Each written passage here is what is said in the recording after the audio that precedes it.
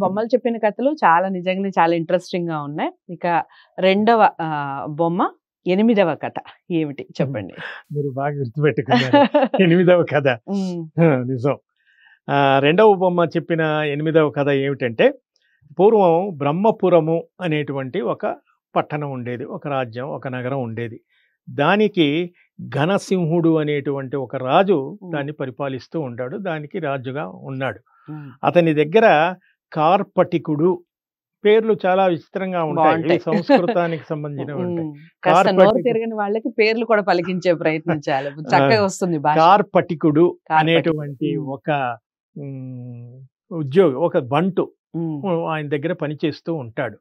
ఈ విధంగా వాళ్ళు రాజ్యం కొనసాగుతున్నటువంటి సమయంలో ఒకరోజు ఈ ఘనసింహుడు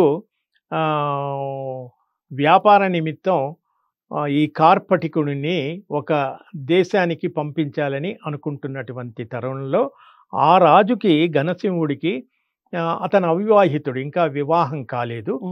అతను ఆ దేశంలో, రాజ్యంలో ఉన్నటువంటి ఎవరైనా ఒక మంచి అమ్మాయిని వివాహం చేసుకోవాలని అతను అన్వేషిస్తున్నటువంటి తరుణంలో అతనికి సింహళ ద్వీపం రాజకుమార్తె, ఆమె పేరు శృంగారవల్లి, సింహళ ద్వీపం రాజకుమార్తె శృంగారవల్లి తనకు తరి అయిందని చెప్పేసి వేగుల ద్వారా తెలుసుకుంటారు.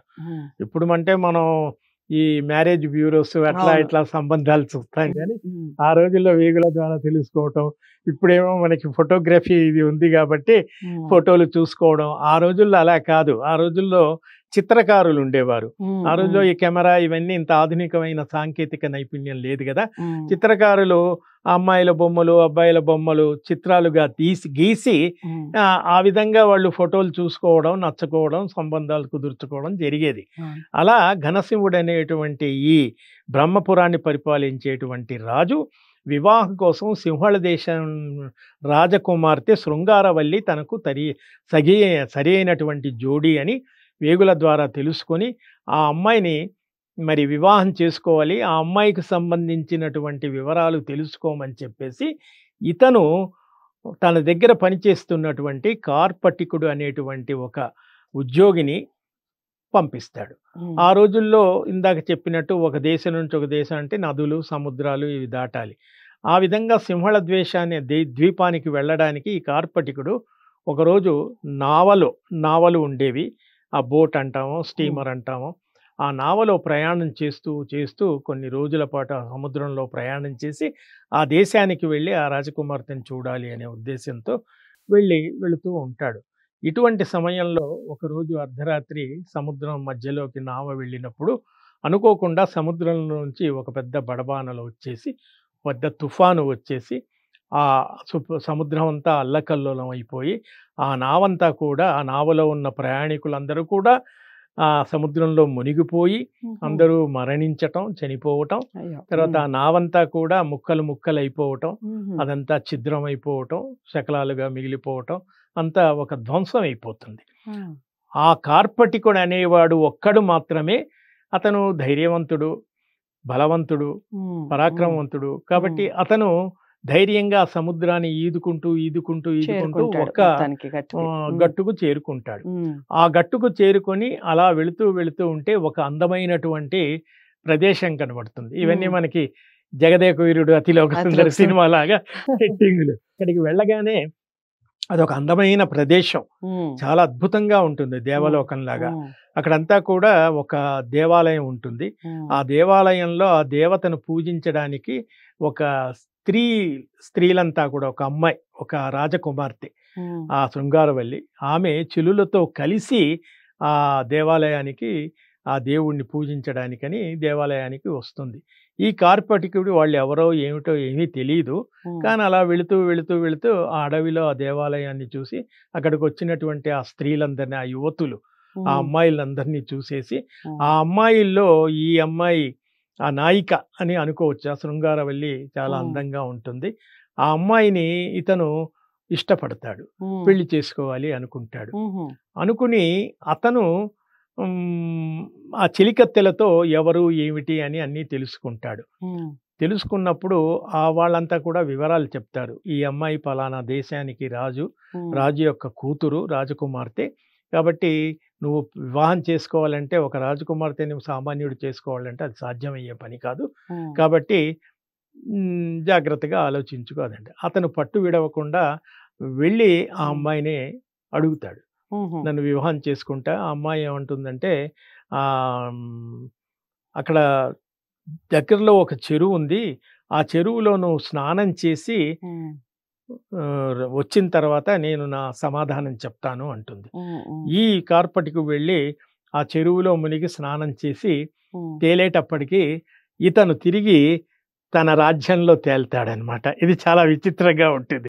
అక్కడ మునిగిన వాడు తేలేటప్పటికి తన రాజ్యంలో ఆ బ్రహ్మపురం పట్టణం, ఆ ఘనసింహుడు అనే రాజు దగ్గర తేలిపోతాడు. అదేమిటి, నేను మునిగింది ఎక్కడ, నేను వెళ్ళింది ఎక్కడ, కళ్ళు తెరిచేటప్పటికి ఎక్కడికి వచ్చి ఉన్నానేమిటి అని ఇదంతా విచిత్రపోతాడు. దీనికంటే ముందు ఏం జరుగుతుందంటే, ఈ ఘనసింహుడు, ఈ కార్పటికుడు ఇద్దరు కూడా ఈ సన్నివేశానికి ముందు ఒకరోజు వేటకు వెళ్తారు సైన్యంతో. అడవిలోకి వెళ్ళి వేటాడుతూ వేటాడుతూ వేటాడుతూ ఒక దట్టమైన అడవిలోకి వెళ్ళిపోతారు వీళ్ళిద్దరూ. ఈ సైన్యం అంతా వెనకబడిపోతుంది.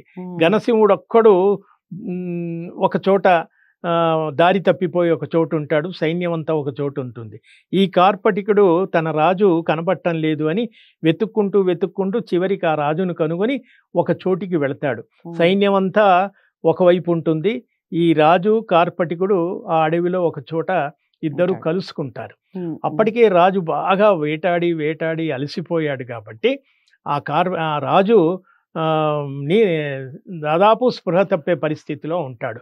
అప్పుడు ఈ కార్పటికుడు ఏం చేస్తాడంటే, అడవి అంతా వెతికి 2 ఉసిరికాయలు, అడవిలో 2 ఉసిరికాయలు దొరుకుతాయి, ఆ 2 ఉసిరికాయలు తీసుకొచ్చి, ఉసిరి చాలా శ్రేష్టం అంటారు, ఆరోగ్యానికి మంచిదంటారు. కార్తీక మాసంలో మనం ఉసిరి చెట్టును పూజించడమే కాకుండా వనభోజనాల్లో ఉసిరి చెట్టు కిందే భోజనం చేయాలి అని చెప్తారు. అంటే ఆ చెట్టుకులో, ఆ ఆకులో, ఆ కాయల్లో ఆరోగ్యకరమైన ఔషధాలు మన దేహానికి సరిపడే ఉన్నాయి కాబట్టి అటువంటి ఒక శాస్త్రీయమైన అంశం ఉంది.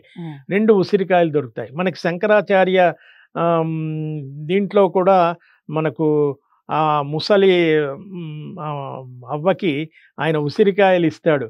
అక్కడే కదా మనకి కనకధార స్తోత్రం అప్పటికప్పుడు ఆయన రచించాడు. ఆయన శంకరాచార్యులు ప్రతిరోజు భిక్షకు వెళుతూ ఒక పేదరాలి ఇంటికి వెళ్తాడు. ఆవిడ చాలా వృద్ధురాలు, ఇంట్లో ఏమీ ఉండదు. ఆయన వెళ్ళి భిక్షాందేహి అని శంకరాచార్యుల కథ ఇది మనకు ఉంది అన్నప్పుడు, ఆమె నాయన నా దగ్గర ఏముంది ఇవ్వడానికని ఇల్లంతా వెతికి ఒక చిన్న ఎండిపోయిన ఉసిరికాయ ఉంటుంది. మనకి విచిత్రంగా ఉంటుంది, ఉసిరికాయ తిన్నంత మాత్రమే ఆకలి తీరుతుందా? కానీ దీని వెనక ఒక పరమార్థం. ఆ ఉసిరికాయ తెచ్చిస్తుంది. ఆమె యొక్క నిస్వార్థతకు తెలిసి అప్పుడు శంకరాచార్యులు కనకధార స్తోత్రం ఆశువుగా చెప్తారు. అది ఇప్పుడు మనం పూజల్లో వాటిలో చదువుకుంటూ ఉంటారు సంప్రదాయ కుటుంబాల్లో.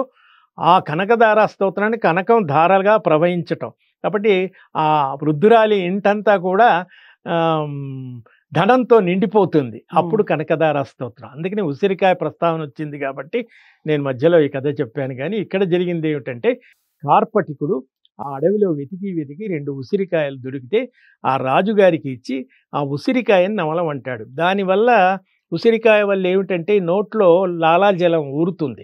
అతను ఎండిపోయి అలసిపోయి నోరెండిపోయి దప్పికతో పడిపోయి ఉన్నాడు. కాబట్టి ఆ ఉసిరికాయ ఇవ్వటం వల్ల అతనిలో మళ్ళీ తిరిగి ఆ ప్రాణశక్తి వచ్చి స్పృహ వచ్చి మామూలుగా అయ్యి ఒక ఉసిరికాయ, ఆ 2 ఉసిరికాయలు తీసుకుని తను తిని మళ్ళీ తిరిగి వాళ్ళిద్దరూ రాజ్యానికి వెళ్ళిపోతారు. వెళ్ళగానే రాజుగారు ఏం చేస్తారు, నువ్వు నా ప్రాణాలని ఆపద సమయంలో కాపాడావు, 2 ఉసిరికాయలు ఇచ్చి కాపాడావు కాబట్టి ఒక ఉసిరికాయకు ప్రతిఫలంగా నిన్ను నేను మంత్రిని చేస్తున్నాను అని ఆ మరుసటి రోజు నెక్స్ట్ డే ఆ రాజా సభలో అతన్ని మంత్రిని చేస్తాడు. అతను అంతకుముందు మామూలు కింది స్థాయి ఉద్యోగి.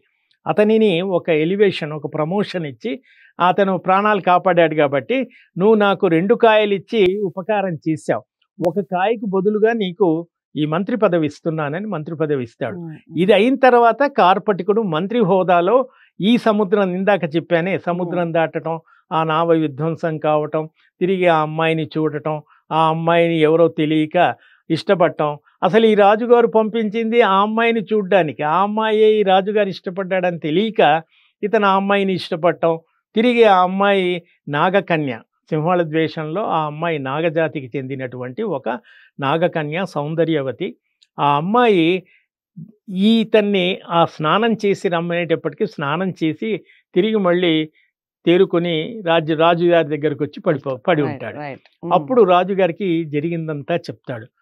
చెప్పేటప్పటికీ ఓహో అలాగా, మరి ఇప్పుడు ఈ రాజుగారు ఏం చేస్తారు, ఓహో అమ్మాయి గురించి అంతా ఇతను ఇలా ఉంది అలా ఉంది, నేను ఇలా వెళ్ళాను అన్నీ చెప్పేటప్పటికి, సరే మన ఇద్దరం కలిసి వెళ్ళి ఆ అమ్మాయిని కలుద్దాం, అది ఎక్కడ ఏమిటంటే, ఏవో మరి తెలీదు, నేను అక్కడ మునిగాను ఇక్కడ తేలాను, మనకి రూట్ మ్యాప్ కూడా లేదు, అడ్రస్ లేదు, ఎలా వెళతాం ఏమిటి అంటే, ఏదో రకంగా వెళదామని ఏ నదిలో ఆ సముద్రంలో ఇతను వెళ్ళాడో నావలో, అక్కడికి వెళ్ళి ఆ నది ఒడ్డున కూర్చుని కొన్ని రోజుల తరబడి చివరికి ఏదో రకంగా తెలుసుకొని ఆనవాళ్ళు తెలుసుకొని ఇతను పూర్వం ఎక్కడైతే ఆ ఒక ఇంద్రలోకంలాగా చూసినటువంటి ఆ ప్రదేశానికి చేరుకుంటారు.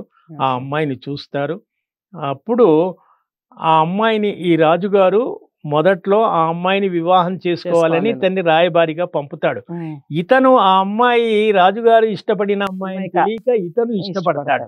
అప్పుడు ఆ అమ్మాయిని కార్పటికుడు ఇష్టపడ్డాడని రాజు తెలుసుకొని, అప్పుడు ఆ అమ్మాయి రాజుగారిని చేసుకోవాలి అని అనుకున్నప్పటికీ, రాజుగారు కూడా మొదట్లో ఆ అమ్మాయిని చేసుకోవాలనుకున్నప్పటికీ కూడా, ఇక్కడ రాజుగారు ఏం చేస్తారంటే, ఇక్కడ రాజుగారు మెయిన్ క్యారెక్టర్.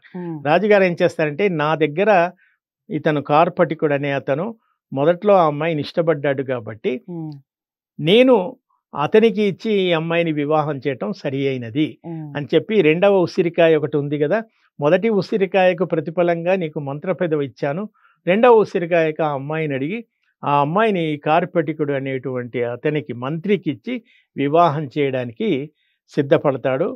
వివాహం చేస్తారు. ఆ వివాహం అయిపోయి వాళ్ళు ఈ విధంగా కథ ముగుస్తుంది. ఇందులో కార్పటికుడి యొక్క ఆత్మత్యాగం గొప్పదా, రాజుగారి ఆత్మత్యాగం గొప్పదా, కార్పటికుడి యొక్క ఆత్మత్యాగం గొప్పదా అని ఒక ప్రశ్న బేతాళుడు విక్రమార్కుడిని అడుగుతాడు. ఇప్పుడు విక్రమార్కుడు అంటాడు, కార్పటికుడు ఒక యజమాని దగ్గర పనిచేసేటువంటి ఒక ఉద్యోగి. యజమాని కోసం అతను ఏదైనా త్యాగం చేయడానికి సిద్ధపడాలి, అది లోకంలో సహజం కాబట్టి ఉద్యోగానికి దిగింది కాబట్టి అందులో గొప్పతనం ఏమీ లేదు. కానీ రాజు ఆయన రాజు పదవిలో ఉండి కూడా 10 మందిని శాసించి తనకు కావలసింది 10 మంది నుంచి లాక్కొని తీసుకొని అనుభవించే అధికారం ఉన్నటువంటి ఒక రాజు తన కింద ఉద్యోగం చేసే ఒక సామాన్యుడి కోసం అతను ఇష్టపడ్డాడు ఆ అమ్మాయినని తెలిసి, ఆ అమ్మాయిని తను ఇష్టపడ్డప్పటికీ కూడా తను త్యాగం చేసి ఆ అమ్మాయిని ఇచ్చాడు. కాబట్టి ఇక రాజు గొప్ప, కార్పటికుడు గొప్ప కాదు అని చెప్తాడు. అది సరి అయిన సమాధానం అని తెలిసి తిరిగి బేతాళుడు వెళ్ళి మళ్ళీ చెట్టుకు శవంగా వేలాడుతుంటాడు. ఇది ఈ కథ చెప్పినటువంటి. బొమ్మలు చెప్పిన కథల్లో 8వ కథ. సో అదండి విషయం. చాలా చక్కగా ఉంది. అంటే ఈ కథల్లో నేను ప్రతి వీడియోలో చెప్తూనే ఉన్నాను, మళ్ళీ మళ్ళీ చెప్తున్నాను, కథ మొత్తం ఇలాగే ఇప్పుడు గౌరీశంకర్ గారు ఎలా చెప్పారో మీరు చూసి పిల్లలకి అలా చెప్పండి, లేదా వీడియోని అక్కడి వరకు చూపించి ప్రశ్న మీరు వేసే ప్రయత్నం చేయండి. చాలా తమాషా ఆన్సర్స్ వస్తాయి పిల్లల దగ్గర నుంచి. ఎలాంటి ఆన్సర్స్ వస్తాయో చెప్పి అసలు ఏమిటి అనేది అప్పుడు మీరు ఎక్స్ప్లెయిన్ చేసే ప్రయత్నం చేయండి. ఇదంతా జరగాలి అంటే ముందు మీరు వీడియో చూడాలి కదా. చూడాలి అంటే అందరికీ షేర్ చేయండి. ఇలాంటి వీడియోస్ అందరూ తప్పకుండా లైక్ చేసి షేర్ చేయండి. ఛానల్ని సబ్స్క్రైబ్ చేసుకోండి. మరో మంచి కథతో మళ్ళీ మీ ముందుకు ఉంటాను. అంతవరకు సెలవు. నమస్తే.